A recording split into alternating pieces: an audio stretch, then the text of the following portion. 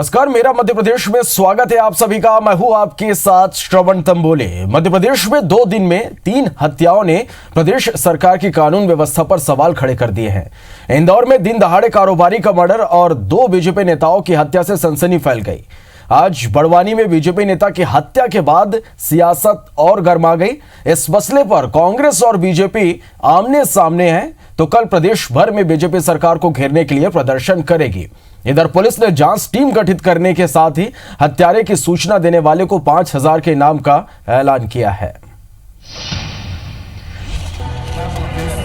मंदसौर में बीजेपी नेता प्रहलाद बंदवार के मर्डर के बाद मचा बवाल अभी थमा नहीं था कि बड़वानी में एक और बीजेपी नेता की हत्या कर दी गई। यहां बीजेपी नेता मनोज ठाकरे की उस वक्त पत्थर से कुचलकर हत्या कर दी गई जब वे सुबह मॉर्निंग वॉक पर गए थे। मनोज की हत्या से भड़के भाजपा कार्यकर्ता धरने पर बैठ गए। हालांकि पुलिस की समझाइश के बाद धरना खत्म किया, साथ ही हत्या की जांच के लिए टीम गठित कर दी है। एक मनोज ठाकरे नाम के बलवानी के निवासी है। उनकी सुबह हमको रिपोर्ट मिली कि बॉडी गाँव में मिली है। ऐसा ही नेचुरल डेथ है और इसमें स्कूप है, मर्डर का स्कूप है। तो वी आर इन्वेस्टिगेटिंग और हमने अपने एक्सपर्ट की टीम्स से सैंपलिंग ले लिया है। वहीं इस मसले पर सियासत भी शुरू हो गई है। मंत्री पीसी शर्मा ने मंदसौर की तरह ही बड़वानी में भी हत्या के पीछे किसी बीजेपी कार्यकर्ता के हाथ होने की आशंका जताकर मामले को नया तूल दे दिया। भाजपा ने इस बयान पर कड़ा ऐतराज जताया है। मंदसौर की घटना हुई तो बैरागी जिसने हत्या की वो भाजपा का नेता था। 15 सालों के अंदर इन्होंने जो कानून व्यवस्था की हालत कर दी है, ये तो ये हो गया कि 100 चूहे खाकर बिजली हज को चली। बड़वानी में जिस प्रकार से भारतीय जनता पार्टी के कार्यकर्ता की लाश मिली, ये इस बात को भी इंगित करती है कि ये सरकार बदले की भावना से काम कर रही है। इधर राज्य में पार्टी कार्यकर्ताओं के ऊपर लगातार हो रहे हमले को लेकर बीजेपी ने मोर्चा खोल दिया है। सोमवार को बीजेपी प्रदेश भर में सरकार के खिलाफ प्रदर्शन करेगी। सरकार का कहना है कि हत्यारे को पकड़ने के लिए कोई कसर नहीं छोड़ेंगे। और विशेष रूप से भारतीय जनता पार्टी के कार्यकर्ताओं पर जैसे हमले हो रहे हैं, ये सुनियोजित दिखाई दे रहे हैं और भारतीय जनता पार्टी इसको बर्दाश्त नहीं करेगी। मेरा ये कहना है कि देश और प्रदेश का जो कानून है, कानून को हाथ में लेने का काम कोई किसी को भी नहीं करने दिया जाएगा। जो भी कानून को हाथ में लेने का काम करेगा वो बहुत जल्दी जेल के शिकंजों में जाएगा। लोग जिन्होंने हत्या की वो भी आपके सामने है। मैं राजनीतिक दुर्भावना से बात नहीं करना चाहता, पर कानून अपना काम कर रहा है और ताकत से कर रहा है। कोई हो पक्षपात कुछ नहीं होता, कानून अपना काम करता है, अपराधी बचेंगे नहीं। मध्य प्रदेश में 2 दिन में हुई 3 हत्याओं के बाद भाजपा ने सरकार को घेरने का मौका दे दिया है। जाहिर तौर पर इस मामले में अभी सियासत जारी रहेगी। Bureau report, IBC 24। तो मध्य प्रदेश के पूर्व मुख्यमंत्री शिवराज सिंह चौहान ने मंदसौर नगर पालिका के अध्यक्ष और बीजेपी नेता प्रहलाद बंदवार की हत्या की सीबीआई जांच की मांग की है। ट्विटर पर शिवराज ने हत्या के पीछे गहरी साजिश की आशंका जताते हुए लिखा है कि बंदवार की 25,000 रुपए के लिए हत्या का तर्क गले से नहीं उतर रहा। इसके पीछे गहरा षड्यंत्र हो सकता है जिसकी सीबीआई जांच होनी चाहिए। शिवराज ने लिखा है, मध्य प्रदेश में अपराधी बेखौफ हो गए हैं, लोग सरेआम मारे जा रहे हैं। क्या कांग्रेस का नारा वक्त है बदलाव का, ऐसा ही वक्त लाने के लिए था।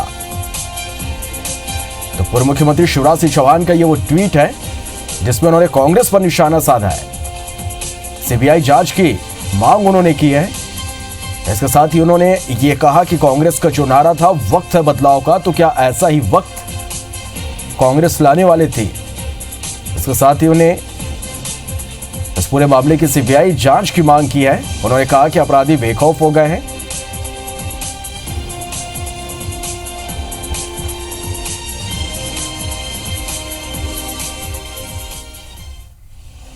तो मध्य प्रदेश में नक्सल गतिविधियों को प्रदेश बीजेपी अध्यक्ष राकेश सिंह ने इस पर एक बड़ा बयान दिया है।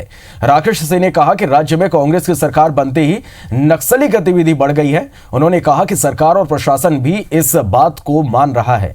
राकेश सिंह ने कहा कि कांग्रेस नक्सली गतिविधियों का उपयोग करती है। तो वहीं राकेश सिंह के बयान के बाद कांग्रेस ने पलटवार किया है। जबलपुर पहुंचे कमलनाथ सरकार के आदिम जाति कल्याण मंत्री ओमकार सिंह मरकाम ने कहा कि कांग्रेस की सरकार के वक्त नक्सल पीड़ित जिलों के विकास के लिए जो केंद्र से राशि मिलती थी उसको बंद करने का काम बीजेपी सरकार ने किया है और पीएम मोदी नक्सलवाद को रोकने में विफल रहे, इसलिए इस तरह की बात करना बीजेपी को शोभा नहीं देता। उन्होंने कहा कि बीजेपी पहले अपने गिरवा में झांक कर देखें। मध्य प्रदेश में भारतीय जनता पार्टी की सरकार बनने के बाद, केंद्र में एनडीए की सरकार बनने के बाद इसमें लगातार कमी आई। पिछले 15 सालों में मध्य प्रदेश में कोई भी ऐसी बड़ी घटना नहीं हुई जिसके कारण से लोगों में भय व्याप्त हो। लेकिन क्या कारण है कि मध्य प्रदेश में कांग्रेस की सरकार बने देर नहीं हुई और नक्सली गतिविधियां शुरू हो रही हैं? इस तरह से बात करना शोभा नहीं देता। वो जरा देखें कि पिछले 15 वर्षों में छत्तीसगढ़ में, मध्य प्रदेश में क्या हालात बना के रखे हैं और नरेंद्र मोदी जी से बात करें। मध्य प्रदेश सरकार धर्मांतरण मामलों में ईसाई समाज के लोगों पर दर्ज मुकदमे वापस लेगी। आश्वासन जनसंपर्क मंत्री पीसी शर्मा ने ईसाई समाज के प्रतिनिधिमंडल को दिया है। दरअसल आज ईसाई समाज के एक प्रतिनिधिमंडल ने मंत्री पीसी शर्मा से मुलाकात कर बीजेपी शासन में लगे धर्मांतरण के केस वापस लेने के लिए ज्ञापन दिया था, जिसके बाद पीसी शर्मा ने मीडिया से चर्चा में कहा कि ईसाई समाज के कई लोगों पर फर्जी मामले दर्ज करवा दिए गए हैं, ऐसे मामलों में राहत दी जाएगी। इस पर बीजेपी विधायक विश्वास सारंग ने पलटवार करते हुए कहा कि देशद्रोह और समाज को तोड़ने की नीति कांग्रेस की हमेशा से रही है। सारंग ने कहा कि कांग्रेस के नौसिखिए मंत्री अनर्गल गैर जिम्मेदाराना बातें कर रहे हैं। कांग्रेस के मंत्रियों की हालत बंदर के हाथ उस तरह लग गया जैसी है। सारंग ने मुख्यमंत्री कमलनाथ और कांग्रेसियों से अपील की है कि प्रदेश की व्यवस्था को पटरी से न उतरने दें।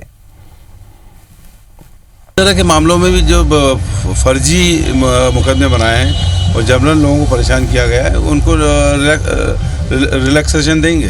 देशद्रोह, देश को तोड़ना, समाज को तोड़ना, समाज में अनर्गल बातों का प्रचार प्रसार बढ़ जाए, यही कांग्रेस की नीति है, यही सिद्धांत है। बढ़ते आगे मध्य प्रदेश के बहुचर्चित व्यापम मामले में भले ही सीबीआई ने पूर्व मंत्री और बीजेपी नेता लक्ष्मीकांत शर्मा सहित शिवराज सिंह चौहान और साधना सिंह को क्लीन चिट दे दी हो, लेकिन इस मामले में कांग्रेस पीछे हटने को तैयार नहीं है। राज्य के जनसंपर्क मंत्री पीसी शर्मा का कहना है कि पूरे मामले की फिर से जांच कराई जाएगी और किसी भी आरोपी को बख्शा नहीं जाएगा। कांग्रेस विधायक कुणाल चौधरी ने सीबीआई की जांच पर संदेह जताया। वहीं मंत्री जीतू पटवारी ने कहा कि कानून को अपना काम करना चाहिए।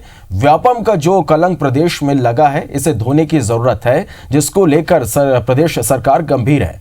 तो वहीं बीजेपी के विधायक विश्वास सारंग ने इस मामले में तीखी प्रतिक्रिया देते हुए कहा कि व्यापम के भूत को कांग्रेस ने ही बनाया है, असली दोषियों को कांग्रेस ने ही बचाया था। जब हमने जांच करवाई सब साफ हो गया और अब कांग्रेस फिर इस पर बयानबाजी करने पर उतारू है।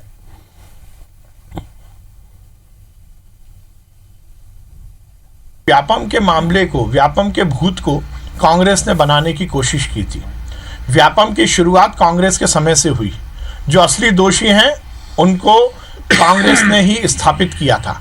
भारतीय जनता पार्टी ने तो व्यापम के पूरे मामले को उजागर किया था। ये लगता है कि संस्थाएं अब किसी के अधीन काम कर रही हैं, इसी से उनकी स्वतंत्रता की निष्पक्षता खत्म होती दिख रही है। चूंकि सीबीआई ने क्लीन चिट दी है, परीक्षण का सवाल है और मैं समझता हूं कि कानून को अपना काम करना पड़ेगा।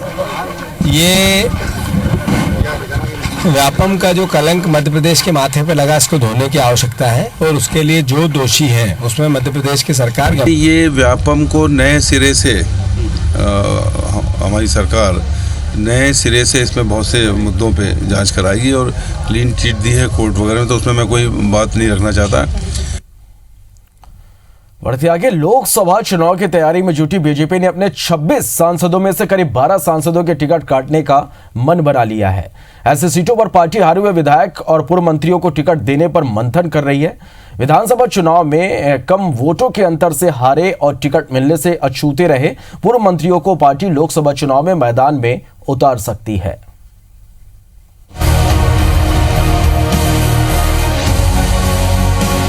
विधानसभा चुनाव में हार का मुंह देखने वाली बीजेपी के लिए अब करो या मरो जैसे हालात हैं। विधानसभा चुनाव में नारा तो था 200 पार, लेकिन 109 पर आकर सीटें सिमट गईं। विधानसभा के बाद अब लोकसभा चुनाव नजदीक हैं और पार्टी के अंदर हलचल भी तेज है। अब पार्टी ऐसे सांसदों का टिकट काटने की तैयारी कर रही है जिनसे जनता संतुष्ट नहीं है और पार्टी के अंदरूनी सर्वे के आधार पर ऐसे सांसदों की लिस्ट बनाई गई है। हार के बाद पार्टी में चल रहे बैठकों में 12 सीटों पर टिकट बदलने को लेकर मंथन हुआ है। हालांकि अभी पार्टी खुलकर सामने नहीं आई है और केंद्रीय नेतृत्व के मार्गदर्शन की दुहाई दे रही है। निश्चित रूप से हमारे देश के जो भी प्रमुख नेता है, हमारा संसदीय बोर्ड है, वो निश्चित रूप से मजबूत, हम मजबूर उम्मीदवार नहीं उतारने वाले हैं और पार्लियामेंट में जाने के लिए जितने भी मजबूत नेता हैं, जो विनेबल कैंडिडेट है, वो निश्चित रूप से आएंगे। पार्टी जिन संभावित सीटों पर टिकट काटने की तैयारी कर रही है उनमें सागर सांसद लक्ष्मी नारायण यादव, शहडोल सांसद ज्ञान सिंह, भोपाल से सांसद आलोक संजर, राजगढ़ सांसद रोडमल नागर, देवास सांसद मनोहर ऊंटवाल, धार सांसद सावित्री ठाकुर और खरगोन सांसद सुभाष पटले का नाम शामिल है। उधर बीजेपी की टिकट वितरण की इस तैयारी से पार्टी के सांसदों में हड़कंप मचा हुआ है। हालांकि टिकट बचाने के लिए सांसदों ने अपने नेताओं के दरवाजों पर दस्तक देना शुरू कर दिया है। इसके अलावा पार्टी कुछ ऐसे नामों पर विचार कर रही है जो पार्टी के मुताबिक जीतने वाले उम्मीदवार हो सकते हैं। पूर्व सीएम शिवराज सिंह चौहान लोकसभा चुनाव नहीं लड़ना चाहते, लेकिन पार्टी उन्हें विदिशा सीट से उतार सकती है। शिवराज सिंह चौहान का नाम छिंदवाड़ा सीट से भी चर्चा में है। विधानसभा चुनाव हारने के बाद अर्जुना चिटनीस खंडवा लोकसभा में सक्रिय दिख रही है। चर्चा है पार्टी ने ही इसके संकेत दिए हैं। पूर्व मंत्री कुसुम महदले को उम्रदराज होने का कारण बताकर विधानसभा का टिकट नहीं दिया। महदले को अब खजुराहो से टिकट मिल सकता है। माया सिंह को विधानसभा का टिकट नहीं मिला, लेकिन उन्हें ग्वालियर या आसपास की सीट से मैदान में उतारा जा सकता है। इसके अलावा देवास थावरचंद गहलोत, सेंधवा से विधानसभा चुनाव हार चुके पूर्व मंत्री अंतर सिंह आर्य को खरगोन, मुरैना से रुस्तम सिंह और भिंड से लाल सिंह आर्य की चर्चा जोरों पर है।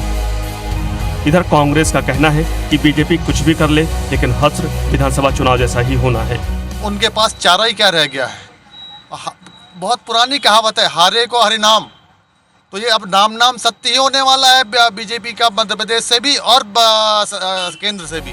समझने वाली बात यह है कि विधानसभा में विधायकों की सीट से आए नेगेटिव फीडबैक के बाद भी टिकट नहीं काटना पार्टी को भारी पड़ गया था, लेकिन अब गलती की गुंजाइश ना के बराबर ही है। राकेश चतुर्वेदी, IBC 24, भोपाल। ग्वालियर में आज बीजेपी विधायक यशोधरा राजे सिंधिया ने मध्य प्रदेश में कैबिनेट मंत्री गोविंद सिंह राजपूत को जमकर फटकार लगाई।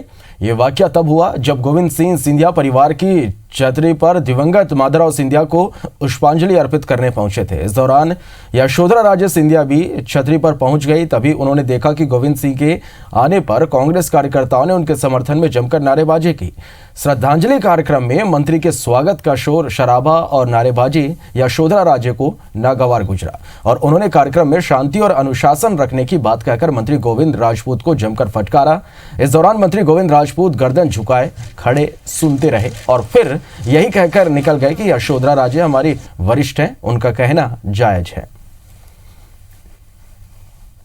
तो इसलिए मैं कुछ नहीं कहूँगी। मैंने बहुत परख लिया है, अब मैं नहीं कहती। सॉरी, दुख हुआ है मुझे बहुत ज्यादा कई बार, तो इसलिए अब मैं इसके ऊपर नहीं कुछ कहूँगी। तो कांग्रेस कार्यकर्ता है, थोड़ा सा उमंग जोश है, नई सरकार बनी है, तो लगता है लोगों के लिए उनका कहना जायज है, वो वरिष्ठ हैं। पर हमारे कार्यकर्ता बड़े ही डिसिप्लिन में आए हुए हैं, उन्होंने कोई ऐसा काम नहीं किया।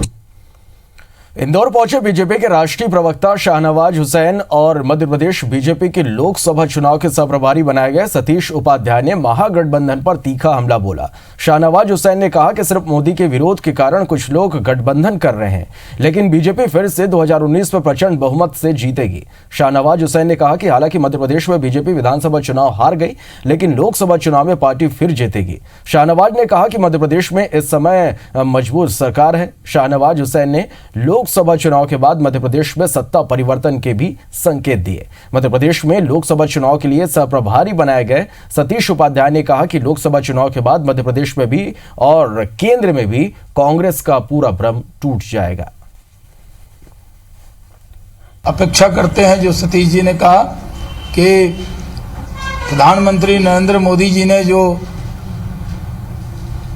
स्वर्ण समाज के 10% लोगों को आरक्षण दिया है, उसको जल्द से जल्द मध्य प्रदेश में भी वो लागू करें लोकसभा का जो चुनाव है वो देश की जनता फिर से प्रधानमंत्री नरेंद्र मोदी जी को प्रधानमंत्री बनाने के लिए वोट करेगी। बालाघाट के उकुआ में नक्सलियों का खौफ दिखाकर लूट की वारदात को अंजाम दिया जा रहा है, जिसकी शिकायत राहगीरों ने रूपझर और भरवेली थाने में की है। बताया जा रहा है कि लुटेरों के हाथों में बंदूक, डंडा और मुंह पर नकाब बंधा रहता है। लुटेरों ने 6 और 13 जनवरी की रात इसी मार्ग में लूट की घटना को अंजाम दिया था, इसलिए रात में आवागमन करने वाले राहगीरों में दहशत बढ़ गई है। हालांकि बालाघाट पुलिस अब इस पूरे मामले को गंभीरता से लेते हुए रात के गश्त भी कर रही है। पुलिस का दावा है कि वो जल्द ही इस मामले का खुलासा कर लेगी। नहीं, बस लूट हुई है, ऊपर सुनने में मिला, हमको पता नहीं था। बाकी फिर एक बंजारे भैया ने बताया कि हाँ सही बात है, मोरबिंदी में हुई है। हाँ चोरी। हाँ बता रहे थे पैसे चोरी हुई है। हाँ 10-12 हज़ार रुपए। हाँ विधानसभा चुनाव में अपनी मांगों को लेकर विरोध जता चुके सरकारी कर्मचारी लोकसभा चुनाव के पहले एक बार फिर सरकार से अपने हक के लिए लड़ाई लड़ने जा रहे हैं। देश के सुरक्षा संस्थानों में काम करने वाले केंद्रीय कर्मचारियों ने केंद्र सरकार से अपनी मांगें बनवाने के लिए 3 दिनों की देशव्यापी हड़ताल पर जाने का ऐलान कर दिया है। देश के इतिहास में शायद ऐसी पहली बार हो रहा है जब कर्मचारी के हितों की लड़ाई लड़ने वाले कर्मचारी संगठन all India defence employ federation, भारतीय प्रतिरक्षा मजदूर संघ और INDWF तीनों एक साथ संयुक्त रूप से मिलकर विरोध जताएंगे। 23 जनवरी से 25 जनवरी तक संयुक्त रूप से हड़ताल पर रहने का ऐलान कर रहे सुरक्षा संस्थानों के कर्मचारियों का कहना है कि केंद्र सरकार उनके साथ दोहरा रवैया अपना रही। एक तो लगातार सुरक्षा संस्थानों की यूनिट बंद करने में लगी है, वहीं दूसरी ओर सरकारी पैसों से पूंजीपतियों को उद्योग खुलवाने का काम कर रही है। इस देशव्यापी हड़ताल में सुरक्षा संस्थानों पर काम करने वाले 4 लाख कर्मचारी शामिल होंगे, जिन्होंने अभी से सुरक्षा संस्थानों के प्रबंधन को 3 दिनों तक काम न करने के लिए छुट्टी पर रहने का लीव फॉर्म भरकर देने का काम किया है। हमारे 4 लाख कर्मचारी सिविलियन कर्मचारी हैं और 100% कर्मचारी, आप देखिएगा, आप अभी न्यूज छापेंगे, 100% कर्मचारी स्वेच्छा से हड़ताल पर हैं। लोगों ने तो एडवांस में लीव फॉर्म भर दिया, आप लोगों ने गलत छापा, कुछ पेपरों ने गलत छापा। लीव फॉर्म भर इसलिए दिया कि हम डिक्लेयर किए, लोगों ने घोषित कर दिया कि हम हर छुट्टी में रहेंगे, उस दिन हम ड्यूटी में नहीं आएंगे। बढ़ते आगे, विदिशा के सम्राट अशोक टेक्नोलॉजी इंस्टीट्यूट में चल रही आर्मी भर्ती रैली में 86 मुन्ना भाइयों को फर्जी दस्तावेजों के साथ आर्मी ने पकड़ा है। मुन्ना भाइयों के पास 10वीं और 12वीं की फर्जी मार्कशीट थी। आर्मी कर्नल के मुताबिक अभ्यर्थियों ने 25,000 रुपए देकर यह दस्तावेज तैयार करवाने की बात कही है।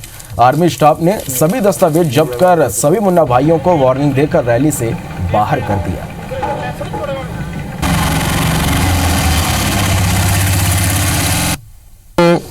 के डॉक्यूमेंट प्रोसेसिंग के दौरान ऐसा पाया गया कि कई डॉक्यूमेंट फर्जी हैं, फेक हैं। यानी कि बच्चों ने अपनी 10th और 12th ग्वालियर, मुरैना, भिंड से की है, लेकिन निवासी प्रमाण पत्र जो है वो भोपाल का दे रहे हैं। तो ऐसा पाया गया कि हुजूर तहसील से मैक्सिमम ये डॉक्यूमेंट फर्जी डॉक्यूमेंट बन रहे हैं। विदिशा में आर्मी भर्ती के दौरान दौड़ते वक्त भोपाल के एक युवक की मौत हो गई। युवक का नाम अमन खान बताया जा रहा है। अमन आज रात 2 बजे अपना फिजिकल टेस्ट देने सम्राट अशोक टेक्नोलॉजी इंस्टीट्यूट यानी SATI इंजीनियरिंग कॉलेज के प्रांगण में आया था। दोस्तों के मुताबिक इसने पहला राउंड पूरा कर लिया था, पर दूसरे राउंड में गिर पड़ा।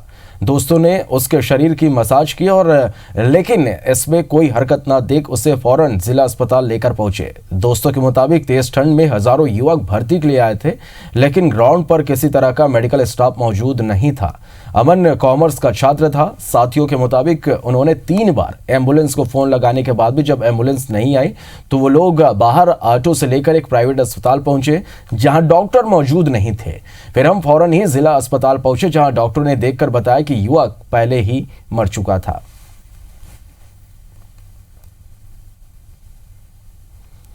उत्तर भारत से दक्षिण भारत को जोड़ने वाला स्वर्णिम चतुर्भुज मार्ग इन दिनों अव्यवस्था का शिकार है। इसकी बानगी नरसिंहपुर जिला मुख्यालय से चंद किलोमीटर दूर गोटेगांव तहसील के ग्राम बचाई में देखी जा सकती है। नरसिंहपुर के पास स्थित ग्राम बचाई में स्थापित महाकौशल शुगर मिल के अव्यवस्था का यहां पर आलम है। सड़क की हालत बेहद खस्ता है। इस मामले के जिम्मेदार विभाग राष्ट्रीय राजमार्ग प्राधिकरण से शिकायत भी की गई, लेकिन किसी ने इस ओर ध्यान नहीं दिया।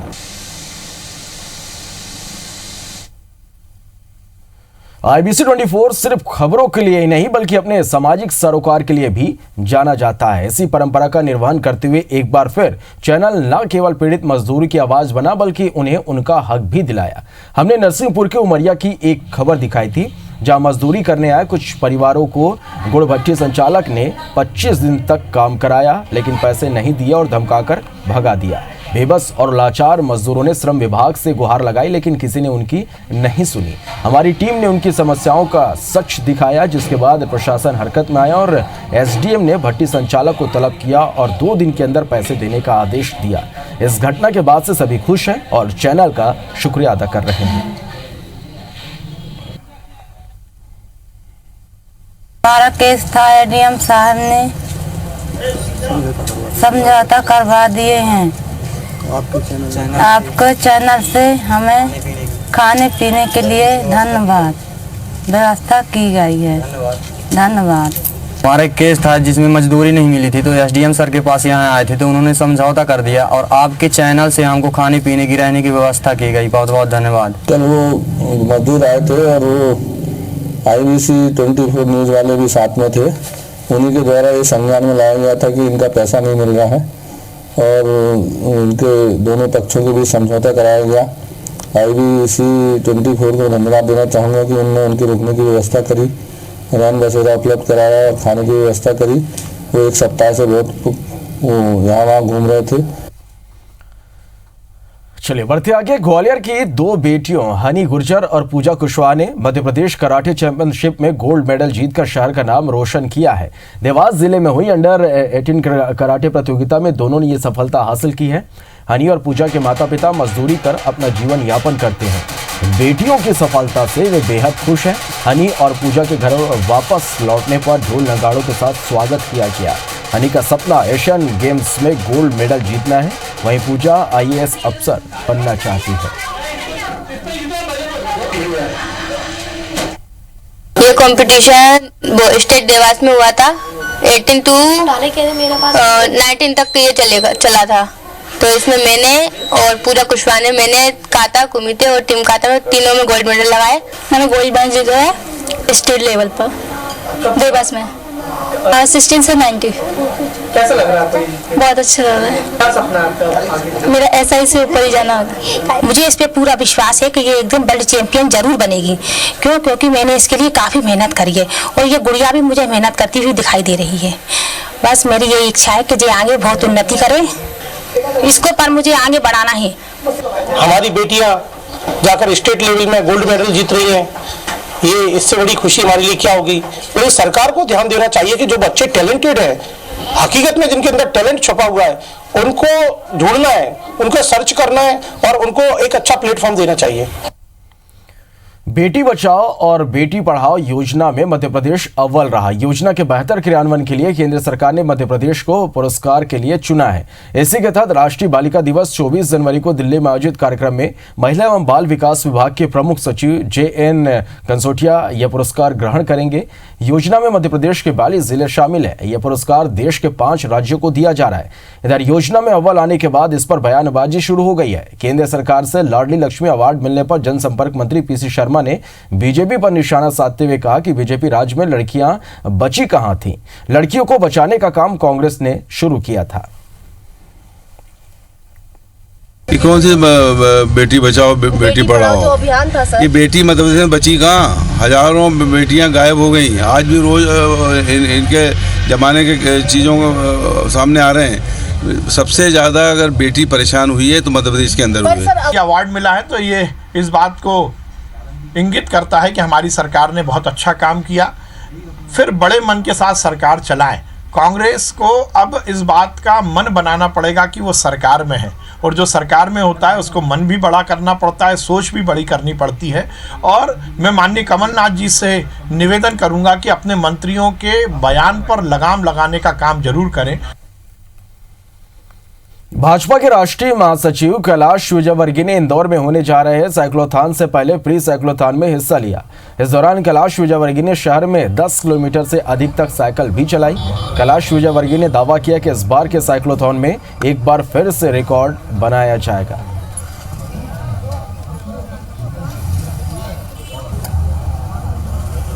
इस बार हमने टारगेट बहुत ज़्यादा नहीं बढ़ाया, 40,000 का ही किया है सिर्फ, क्योंकि इसके तत्काल बाद हमारी मैराथन भी होने वाली है। तो 27 तारीख को हम उम्मीद कर रहे हैं कि 40,000 का अपना टारगेट है, पर जिस प्रकार रजिस्ट्रेशन हो रहे हैं तेज गति से, तो ये संख्या 50,000 क्रॉस कर सकती है, ऐसी संभावनाएं हैं। और मुझे उम्मीद है कि 27 तारीख को फिर से एक बार इंदौर रिकॉर्ड बनाएगा। तो फिलहाल इस बुलेटिन में इतना ही। लगातार अपडेट के लिए आप देखते रहिए IBC 24। नमस्कार।